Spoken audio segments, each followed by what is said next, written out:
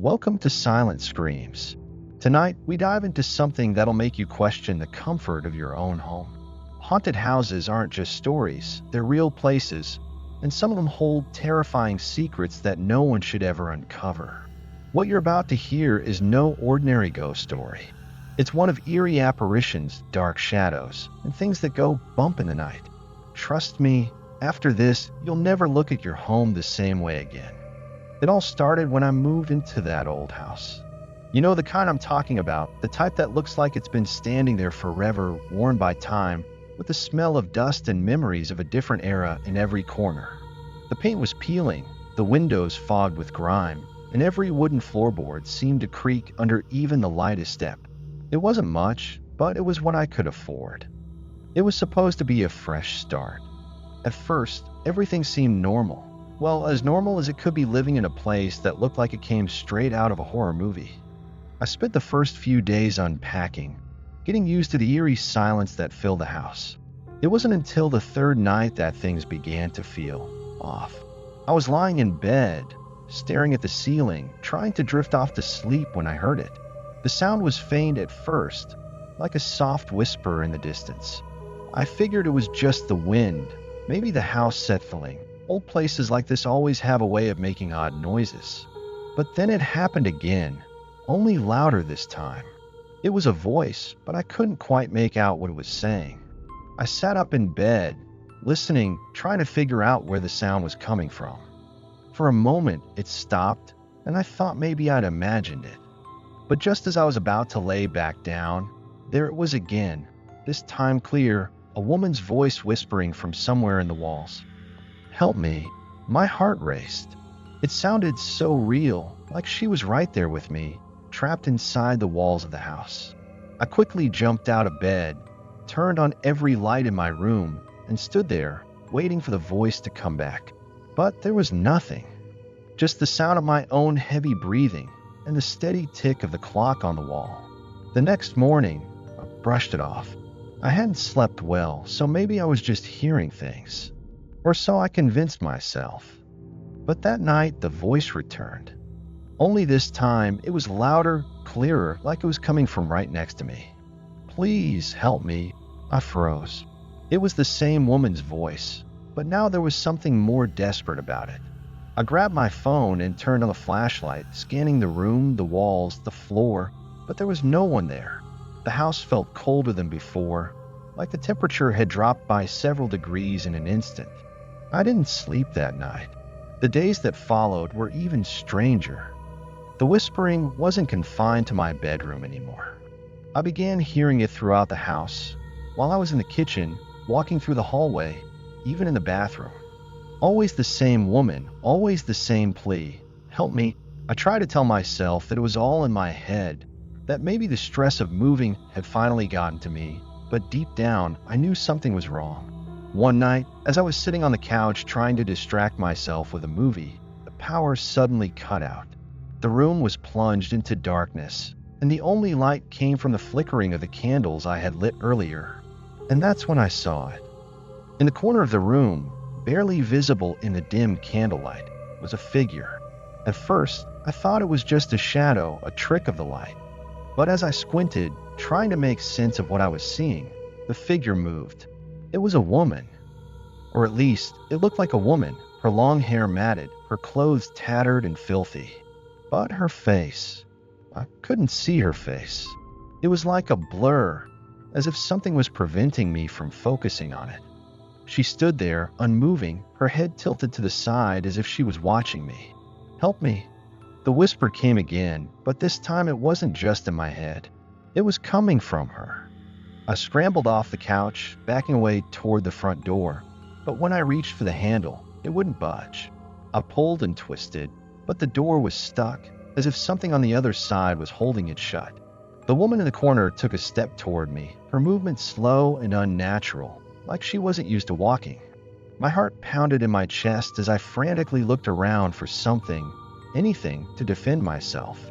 But all I had was the faint light of the candles and the suffocating sense of dread that filled the room. "Please, help me," she whispered again, her voice shaking with a kind of sadness that sent chills down my spine. But I couldn't move. I couldn't speak. I was frozen in place, staring at this thing, this apparition, wondering what it wanted from me. Suddenly, the power flickered back on. The lights blazed to life, and in an instant, she was gone. The room was empty again, but the air still felt thick with something I couldn't explain. I didn't sleep for days after that. I tried to convince myself that it had been a dream, a hallucination brought on by lack of sleep, but deep down, I knew better. I had seen her. She was real, and she wasn't alone. It started with small things at first. Objects in the house would move on their own. Keys I'd left on the kitchen counter would end up on the floor.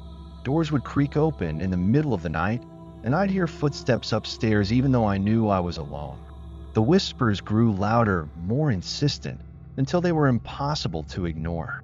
Help me find him. That was new.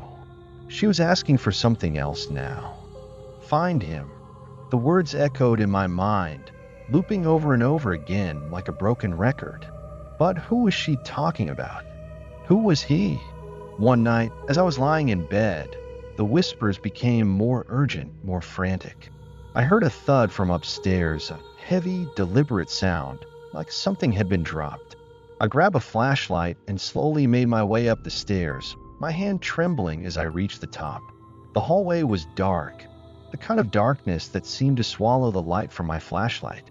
I could hear the whispering again, but now it wasn't just coming from one place. It was everywhere surrounding me. Help me find him. I followed the sound to the end of the hallway, where a door stood slightly ajar. This door hadn't been opened since I moved in. I had assumed it was just a closet, maybe a storage room, but now something was drawing me to it. I pushed the door open, revealing a small, dusty attic space. The air was thick with the smell of mold and decay, and the beam of my flashlight barely pierced the gloom. Then I saw it. In the center of the attic, partially covered by an old, tattered sheet, was a trunk. An old wooden trunk with rusted metal clasps. My heart raced as I approached it, the whispers growing louder with each step I took. Find him. With trembling hands, I knelt beside the trunk and undid the clasps. The lid creaked as I lifted it, and inside was something I'll never forget. Bones. Human bones. A skull, ribs, arms, everything. But it wasn't just a skeleton. There were clothes, too. Tattered, decayed clothing that looked like they'd been there for decades. The whispers stopped. Suddenly, the temperature in the room plummeted, and I felt something cold brush against my neck. I turned slowly, my breath catching in my throat, and there she was.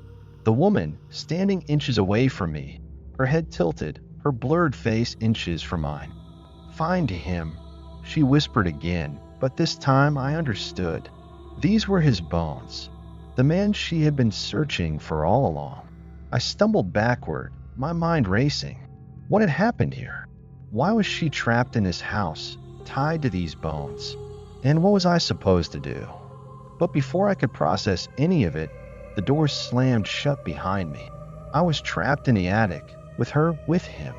The air grew thick, and the whispers returned, but now they were different, angrier, more urgent. Find him, find him. I backed into the corner, the cold air wrapping around me like a vice. I could feel her getting closer, her presence pressing down on me. And then the lights flickered. The air seemed to shimmer, and everything went black. I don't know how long I was unconscious, but when I woke up, the attic was empty. The trunk, the bones, the woman, they were all gone. The only thing left was the lingering cold and the echo of her voice in my mind. Find him. I never did find out who he was, or why the house was haunted by her restless spirit. But after that night, I packed up and left. I couldn't stay in that house any longer. The whispers, the apparitions, the constant feeling of being watched. It was all too much. But even now, as I sit in a new apartment, far away from that cursed place, I can still hear her. Late at night, when the world is quiet and the darkness creeps in, I hear her voice. Help me find him. And I know deep down that it's not over.